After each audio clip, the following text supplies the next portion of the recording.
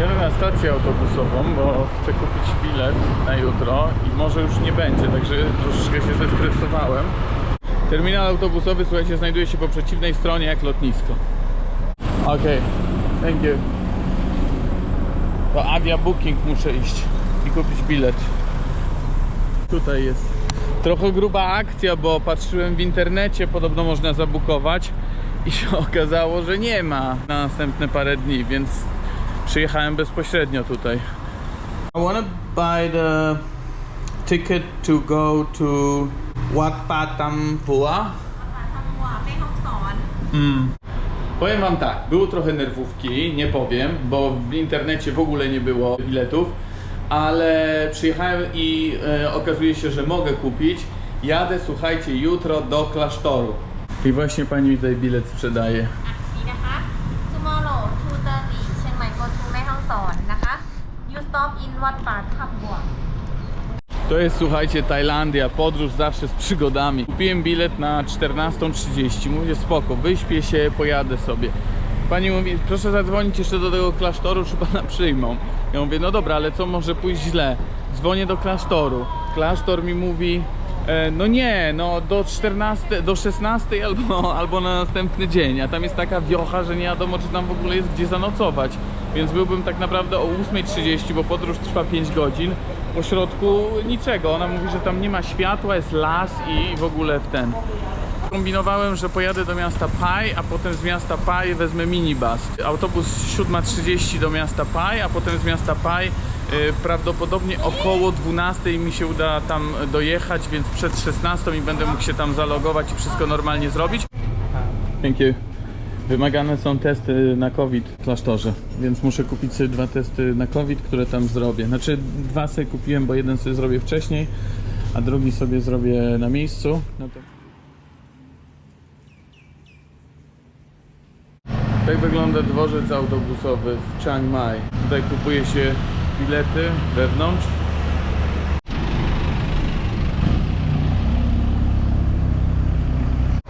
Są 2 terminale, a na każdym są platformy. Ja jadę do Pai z Chiang Mai i z tego terminalu drugiego jadę. Sorry, jestem trochę zmęczony, jest 7. Bilet do Pai kosztował 150 batów. Bezpośrednio do tego klasztoru 250 batów. A teraz jestem 7-Eleven naprzeciwko i kupię sobie jakieś snaki, bo podobno w tym klasztorze są tam tylko 2 posiłki. Jestem już na peronie, zjadłem śniadanie. Zobaczcie, za mną jadą te busiki z tego miejsca. Prem Bracza, firma się nazywa. A to jest mój taki busik.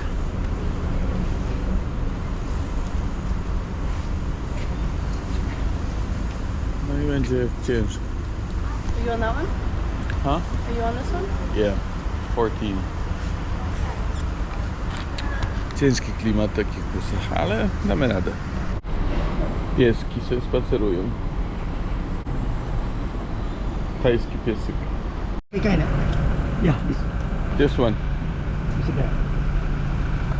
Thank you. Jest znowu kolejny problem. Nie wiem już ile tych problemów miałem. W tym klasztorze nie mogę zostać więcej. Muszę zostać minimum 3 dni. A ja mam tylko 3 noce. A ja mam tylko 2 noce, które mogę tam spędzić, bo potem chcę ruszać dalej. No ale dobra, jadę, zobaczymy na miejscu. Już trudno, za blisko jestem.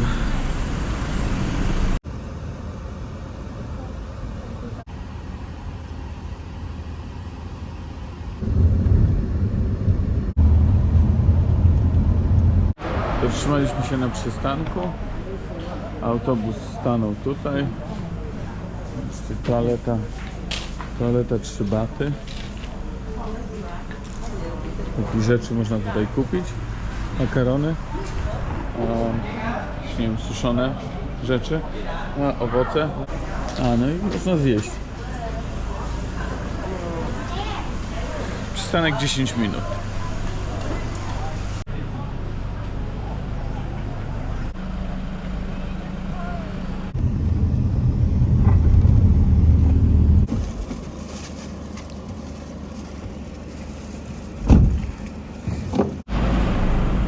Dojechałem do miasta Pai. Mam na sobie taką bluzę z długim rękawem, bo zimno było strasznie w autobusie. Klima wiała. Często tak jest. Teraz muszę dowiedzieć się, jak dojechać do miejscowości Mea Hong Son. No tak wygląda Pai Bus Station. To jest stacja autobusowa. Nie za duża. No to sytuacja jest taka, że nie ma już biletów na busy. Jedyna opcja jest tu, ta taksówka, która jedzie.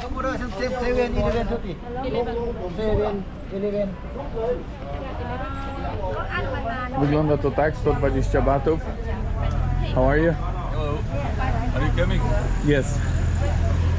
I no i tyle. Słabo trochę, bo nic nie zjem, no ale trochę to wszystko jest żywe. You are Thai? She is asking. No, no. Where you come from? China. China, oh, same Thai.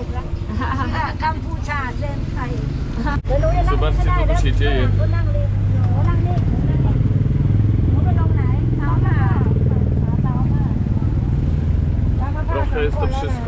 Trochę jest to wszystko na wariackich papierach, ale jest to jedyny transport, tak to jedziemy. Zatrzymaliśmy się na przystanku i zobaczcie, jedliśmy golonki. Wszyscy wychodzą rozprostować sobie tyłek. Yeah, hurry up, hurry up. Going already. Zatrzymaliśmy się znowu na kolejnym przystanku. Jesteśmy jakieś 60 km od granicy z Birmą. Zobaczę, co tutaj jest. Na razie widzę tylko jakieś stanowiska z warzywami, owocami. Jesteśmy, słuchajcie, w takim regionie, gdzie imigranci z Birmy napływają, więc zatrzymywali nas na przykład i sprawdzali nam paszporty, czy mamy paszporty, czy nie mamy paszportów. Sergio, what did you get? Well, Bananas. I asked how much and they say you can take it. Usiedliśmy na kolejnym przystanku, takim krótkim, i zobaczcie, co tutaj jest. Wow, ale widok. Widok zapiera dech w piersi. Jest mega panorama. Gdzieś tam w takiej dolince mieści się ten klasztor, do którego jadę. Like pie, just say, yeah, it's in the mountains. Like, yeah, not Purpurowy patat.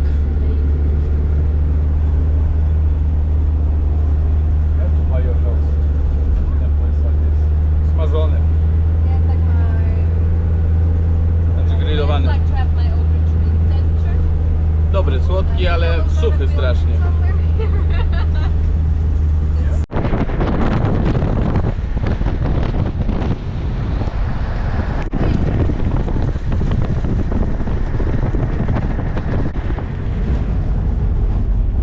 Jedziemy. Dojeżdżamy już.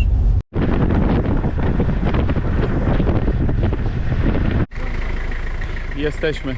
Dojechałem do centrum medytacji klasztoru. Tu są medytacje. Będę mówił troszeczkę ciszej. Ludzie medytują. Tu jest punkt przyjęcia. Będę zobowiązany przyjąć tutaj milczenie. Po prostu nie ślubu milczenia chyba nie, ale po prostu będę zobowiązany milczeć. Nie mówi się tutaj, jak już się melduję do tego miejsca. Próbuję wam coś ponagrywać, popokazywać, natomiast nie chcę też tutaj pewnie za dużo nagrywać. Mówimy, testy covidowe trzeba zrobić, żeby się dostać. I trzeba mieć taki test ze sobą, zabrać. W 7-Eleven można kupić za 80 batów. Trzeba go zrobić tutaj.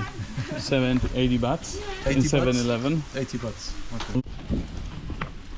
Zobaczcie, są też regulamin. Nie ma palenia, nie ma alkoholu, nie ma seksu. Można ćwiczyć jogi, śpiewać, tańczyć. Chodzi o wyciszenie. I tutaj kolejne. Nie można leżeć na trawie, dotykać innej płci. Jeżeli się którąś z tych zasad złamie, trzeba opuścić niezwłocznie i nigdy nie można tu wrócić. Wybieramy sobie ubranie. Tutaj ubrania sobie wybieramy takie, w których będziemy chodzili.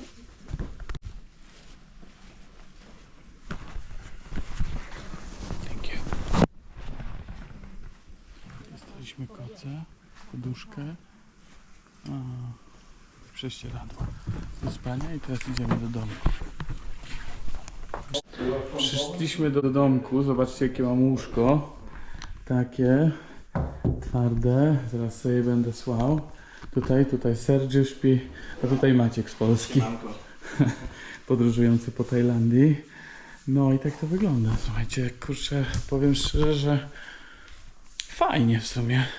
Słońce świeci, pogoda jest dobra. Zobaczcie, wyjdę przed domek i wam pokażę. O, tak wygląda cała okolica. Że pięknie. Tu są też na górze domki. A my jesteśmy tutaj w tym. Buty trzeba zostawić tradycyjnie na zewnątrz. A tu mamy wszystko, jeszcze pójdę do łazienki. A tak wygląda łazienka.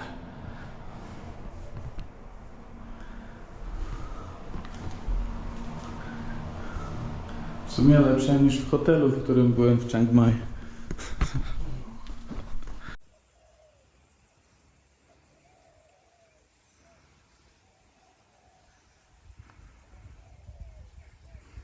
Jestem w ubraniu, takim widzicie, mediacyjnym. Za mną piękne góry, piękna przyroda, fenomenalny nastrój, spokoju, ciszy, takiego nastawienia na słuchanie samego siebie.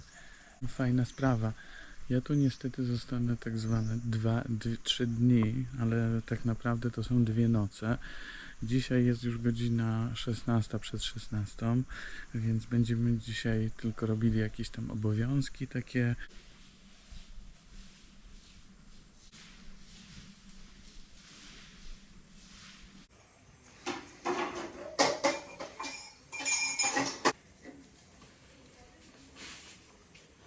Potem będziemy robili medytację wieczorną.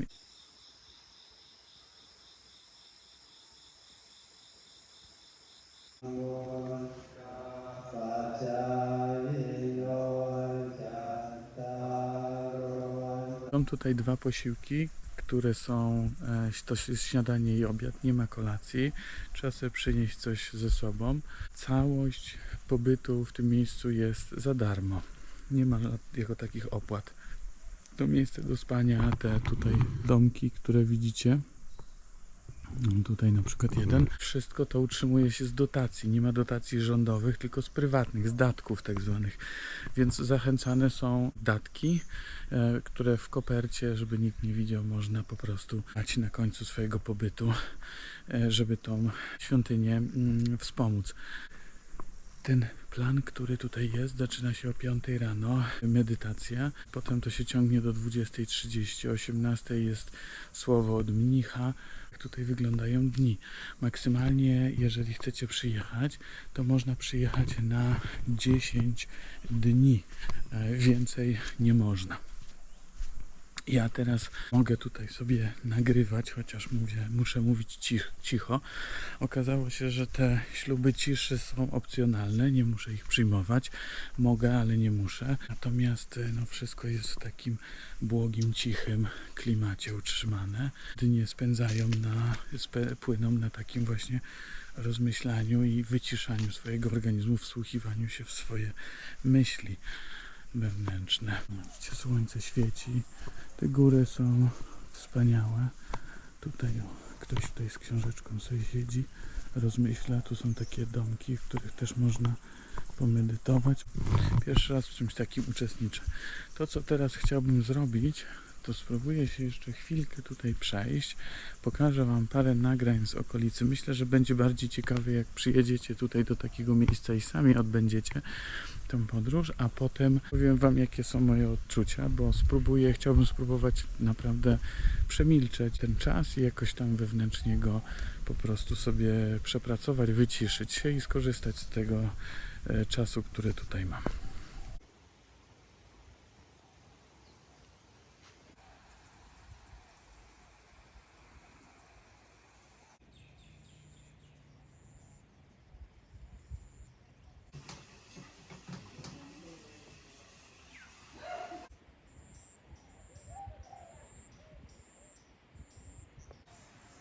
To jest hala dramy do medytacji. Za mną jest sala modlitewna, tak zwana sala dramy.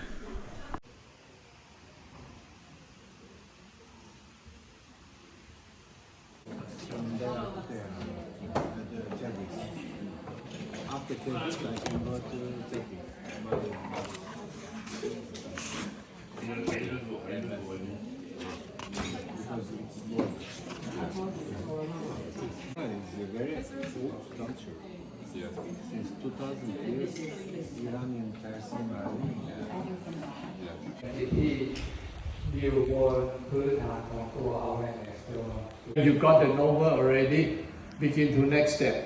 Separate the body and mind into pieces, into part. หลังจากได้ตัวจิตผู้รู้แล้วต้องขึ้นส่วนที่สองที่เป็นส่วนที่สำคัญก็คือแยกรูปแยกนาม To druga część kompleksu świątyni Wat Tam Vuwa. Mam nam takie miejsce do medytacji chodzonej.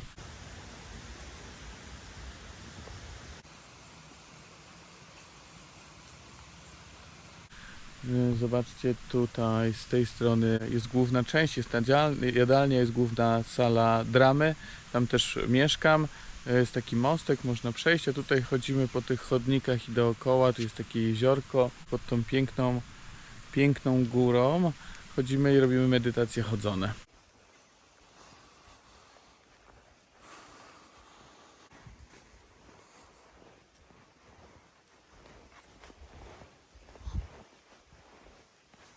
Tak zwana medytacja chodzona, aktywna też się tutaj odbywa. Zobaczcie, jakiego pająka znalazłem. Właściwie wszedłem w jego pajęczynę, ale mnie nic nie zrobił.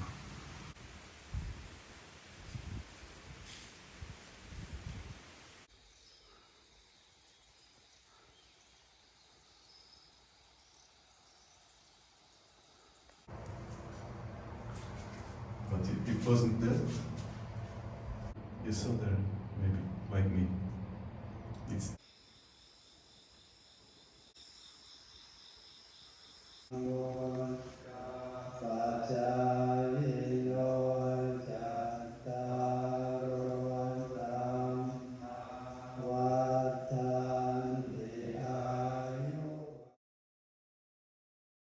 Zobaczcie, jaka jaszczurka, ale gecko. Rano jest 5:44.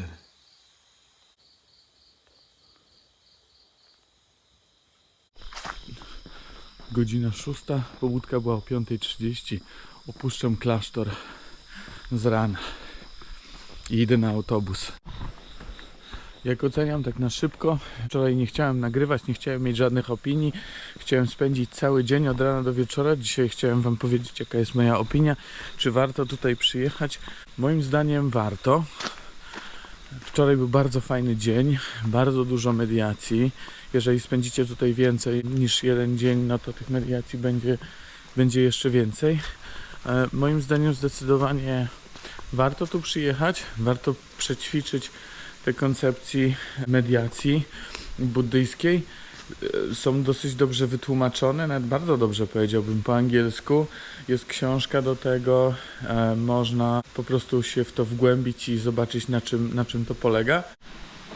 Słuchajcie, taki w ogóle klimat jest średni trochę, bo zobaczcie, tu jest ciemno jak choroba jeszcze o 6 rano. Jak będziecie jechali, to weźcie to pod uwagę, bo te autobusy Sanktiu przyjeżdżają tam, a jak jedziecie normalnym autobusem, to przez dżunglę będę szedł po ciemku. Mam nadzieję, że tutaj nie ma żadnych zwierząt.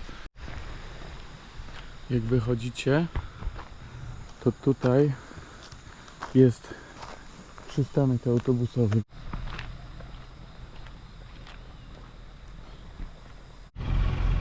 Okej, to z tej strony nie jest przystanek, już się dowiedziałem, bo spotkałem kolegę, którego spotkałem na miejscu i on powiedział mi, że to jest po drugiej stronie, to jest ten przystanek, ta mała wiatka taka, bo droga jest w tamtą stronę, jak ja jadę, czyli w tą stronę, a on pomaga mnichom, bo mnisi rano chodzą i zbierają datki, takie darowizny, ryż, mleko sojowe, inne takie podstawowe produkty No i on akurat pomaga nieść to, no bo trzeba trochę dojść do klasztoru z tego miejsca.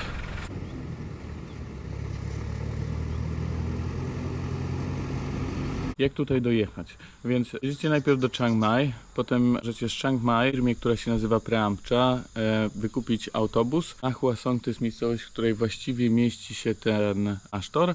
No i możecie albo bezpośrednio wykupić z Chiang Mai autobus tutaj, albo pojechać sobie do Pai, jak nie ma miejsc, złapać cokolwiek, co jedzie w tą stronę i z Pai możecie tutaj dojechać. Z Pai są właściwie, z tego co się zorientowałem, 3 sposoby dojechania tutaj. Pierwszy sposób to jest autobus, druga opcja to jest taksówka taka półotwarta, którą jechałem, Song 2, a trzecia opcja to jest po prostu pojechać sobie taksówką prywatną. Natomiast za taką podróż my dostaliśmy chyba kwotę 5000 batów, więc po 2500 batów na osobę, jeżeli są 2 osoby. Jeżeli więcej, no to ten koszt się rozkłada. Autobus z Chiang Mai do Pai kosztował mnie 220 batów. A jak chciałbym wykupić bezpośrednio, to 250 batów. Do klasztoru trzeba dojechać wcześniej, przed godziną 16. O 16 zamykają przyjęcia. Trzeba tam wcześniej zadzwonić. Spotykałem osoby, które nie dzwoniły tam wcześniej, też było ok. Ja zadzwoniłem, to jest polecane, rekomendowane. Sprawy na miejscu wyglądają tak, że dostajecie łóżko. Jest to łóżko albo śpicie na ziemi, albo jest takie drewniane łóżko. Tak, drewniana prycza, którą ja miałem.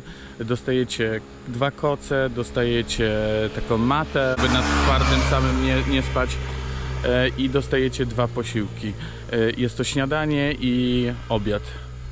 Posiłki są wegetariańskie, bezmięsne, mnisi nie jedzą mięsa i nie ma kolacji. Jest dosyć zimno, szczególnie w nocy. Ja jestem tutaj, jest grudzień, jest bardzo ciepło w dzień, natomiast w nocy jest dosyć zimno. Mi osobiście koc wystarczał, natomiast na medytację, jeżeli długo siedzicie, na przykład wieczorne medytacje albo poranne, warto jest wziąć po prostu jakąś bluzę albo jakąś taką odzież termiczną. Jeżeli chodzi o ubrania na miejscu, to daje się takie ubrania, które się nosi. To są ubrania, które dostarcza, po prostu daje Wam klasztor. Czy warto? A moim zdaniem warto. Ja bardzo chciałem tutaj przyjechać. Jestem bardzo szczęśliwy, że udało mi się to zrobić. Warto jest dowiedzieć się coś o sztuce medytacji. Jest to dosyć dobrze wytłumaczone, jest też taki podręcznik, który bardzo dobrze wszystko opisuje. Jest tak zwana chwila z mnichem, można zadać pytania, mnisi mówią po angielsku, więc można się dowiedzieć, można się zapytać. Na przykład u nas takie pytania, które padały, to jest na przykład jaki jest cel życia według mnichów, albo co to znaczy enlightened, czyli być oświeconym. Mi udało się przez ten czas osiągnąć 2 rzeczy. Pierwsza rzecz to jest zdecydowanie zrozumiałem lepiej, o co chodzi w buddyzmie. Do tej pory nie miałem pojęcia. Cała praktyka dramy, czyli praktyka medytacji, nie była mi znana. Teraz wiem lepiej, o co w tym chodzi i jak to po prostu praktykować, o co chodzi w ogóle w medytacji. Jedną z bardzo fajnych rzeczy, która tutaj jest, są techniki, których uczą mnisi, które można zastosować. Mamy też część praktyczną. Jedną z takich technik było to, żeby skupić się na oddechu, czyli oczyścić swój umysł i policzyć oddechy od 1 do 100. Jako ciekawostkę powiem Wam, że pojawiają się różne myśli i umysł tak jak gdyby ucieka, dryfuje. I ta sztuka medytacji polega na tym, żeby ten umysł sprowadzać i żeby właściwie o niczym nie myśleć i nie wchodzić w te myśli, które nadchodzą. Się udało najwięcej doliczyć do 30, bo potem rekomendowane jest, że jak przerwiecie to musicie, możecie zacząć od początku liczenie, więc no, nie jest to łatwe. Ostatnia rzecz z takich wskazówek, która przychodzi mi do głowy, to jest to, że nie ma tam ciepłej wody i nie ma ręczników. Przyjechał autobus, słuchajcie, wsiadam. I przyjechał, słuchajcie, 1,5 godziny po czasie, także to Tajlandia. No to jedziemy. Mamy, słuchajcie, 1,5 godziny tylko opóźnienia, ale najważniejsze jest to, że jedziemy.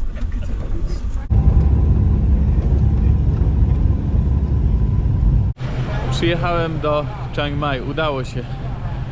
Bus za mną, ja idę sobie kupić bilety do Chiang Rai, ale tutaj oficjalnie kończę swoją podróż do klasztoru mnichów buddyjskich. Mam nadzieję, że ten materiał będzie dla Was przydatny. Tyle na ten moment. Cześć!